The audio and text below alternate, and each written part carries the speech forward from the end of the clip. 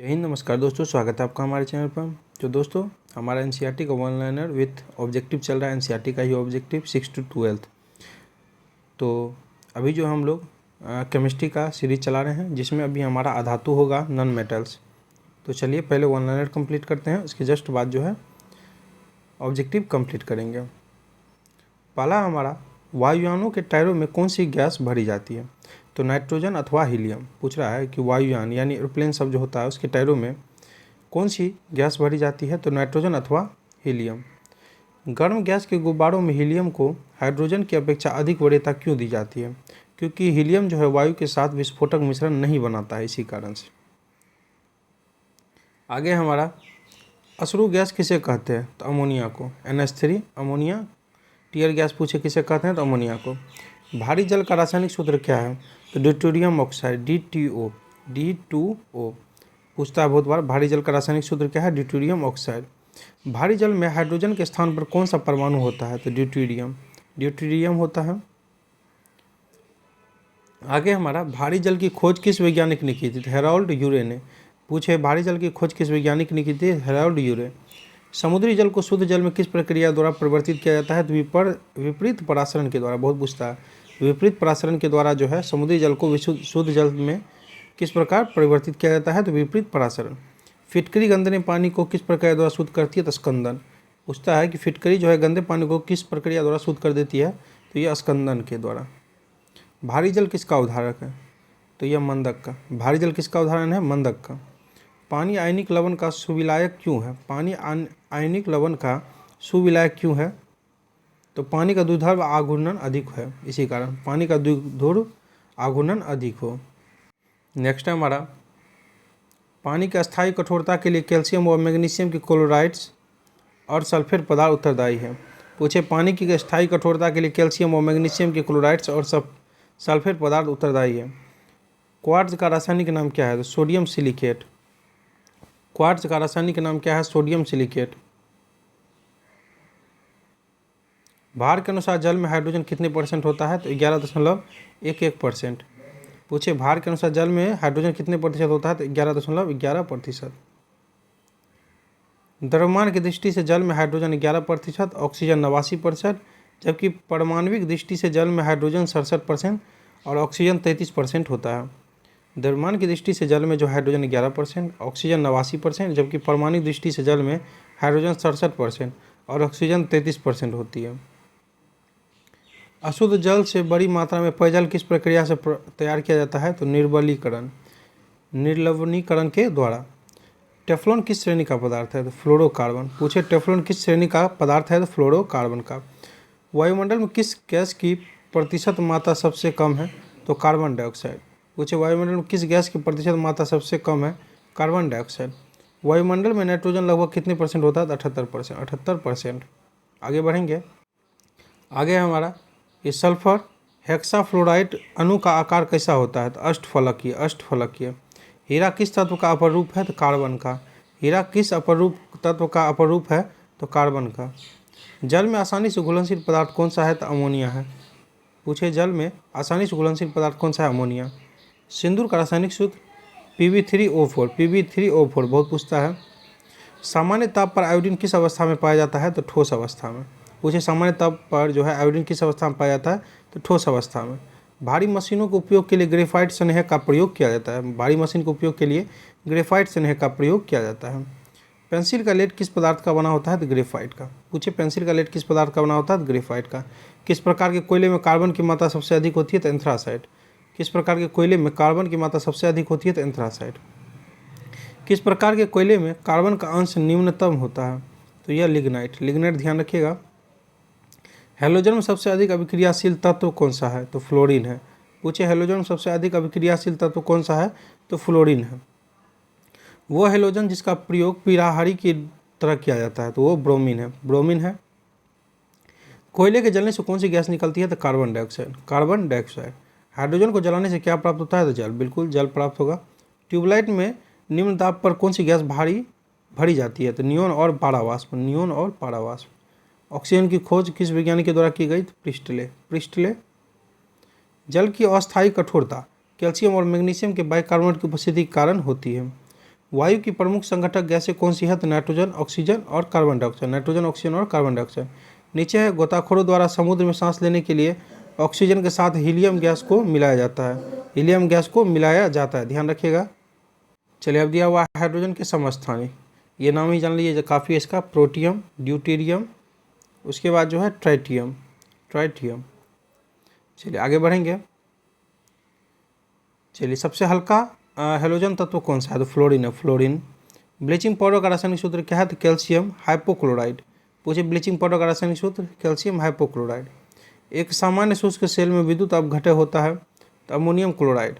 एक सामान्य शुष्क सेल में विद्युत अपघटन होता है तो अमोनियम क्लोराइड। कार्बन का शुद्धतम रूप माना जाता है तो हीरा को। कार्बन का शुद्ध रूप हीरा को। विद्युत बल्ब में कौन सी गैस भरी जाती है? तो आर्गन। पूछे विद्युत बल्ब में कौन सी गैस भरी जाती है? आर्गन। शुष्क बर्फ किसे कहते हैं? तो ठोस कार्बन डाइऑक्साइड, ठोस कार्बन डाइऑक्साइड। हैलोजन तत्वों की अभिक्रियाशीलता का क्रम, पहले फ्लोरीन, उसके बाद क्लोरीन, ब्रोमीन, आयोडीन और स्टेटिन। विश्व में सबसे अधिक मात्रा में कौन सा तत्व पाया जाता है? तो हाइड्रोजन पाया जाता है। पूछे विश्व में सबसे अधिक मात्रा में कौन सा तत्व पाया जाता है? हाइड्रोजन। शरीर में आयोडीन की कमी से किस हार्मोन के स्राव में कमी आती है? तो थायरोक्सिन हार्मोन। और आयोडीन की कमी घेगा रोग हो जाता है, थायराइड ग्रंथि, मतलब गले में जो। कौन सा तत्व जो सदैव द्रव अवस्था में रहता है? तो ब्रोमीन। ब्रोमीन, ध्यान रखिएगा। हैलोजन समूह का वो सर्वाधिक भारी तत्व कौन सा है जिसमें धात्विक चमक होती है? तो आयोडीन। कौन सा है? आयोडीन। जल के विष्क्रमण में किस हैलोजन तत्व का प्रयोग किया जाता है? तो क्लोरीन का। किसका? क्लोरीन का किया जाता है। उत्कृष्ट और अक्रिय गैसों के परमाणु के बाह्यतम कुछ पूर्ण होते हैं अथवा अपूर्ण, तो पूर्ण होते हैं। आगे बढ़ेंगे। नेक्स्ट हमारा, निम्न प्रौद्योगिकी में प्रयुक्त की जाने वाली गैस कौन सी है? तो फ्रांसियम। फ्रांसियम है। किस गैस को स्ट्रेंजर गैस भी कहा जाता है? तो जीनोन को। किसे? जीनोन को। पटाखों के निर्माण में प्रयुक्त होता है तो श्वेत फास्फोरस। श्वेत फास्फोरस। फोटोकॉपी की मशीन में प्रयुक्त किया जाने वाला तत्व है सेलेनियम। सेलेनियम, ध्यान रखिएगा, बहुत पूछता है। विरंजक अभिकर्मक के रूप में क्लोरीन का प्रयोग सबसे अधिक किया जाता है। सही मछली की तरह का दुर्गंधपूर्ण गैस कौन सा? उसी की तरह तो ओजोन है। ओजोन है। कौन सा अम्ल कशिश के तेल के नाम से प्रसिद्ध है? सल्फ्यूरिक अम्ल, H2SO4, H2SO4। विद्युत अपघटियों के विलय में किसे कार की बैटरी में प्रयुक्त किया जाता है? सल्फ्यूरिक अम्ल, बचपन से पढ़ते आ रहे हैं। हैलोजन अम्लों में प्रबलतम अपचायक कौन सा है? तो हाइड्रोजन आयोडाइड है, HI, hydrogen iodide. Flushing gas में कौन सी गैस प्रयुक्त होती है? हाइड्रोजन। कौन सी है? हाइड्रोजन। कृत्रिम हीरा के नाम से प्रसिद्ध है सिलिकॉन कार्बाइड। Silicon carbide. घरेलू प्रशीतक में प्रयोग किए जाने वाला प्रशीतक का नाम क्या है? तो अमोनिया है। कौन है? अमोनिया। डॉक्टर द्वारा निश्चेतक के रूप में प्रयुक्त की जाने वाले हास्य गैस कौन सी है? Nitrous oxide. Nitrous oxide. Flowers of sulphur एवं मिल्क सल्फर के नाम से प्रसिद्ध सल्फर का अपर रूप कौन सा है?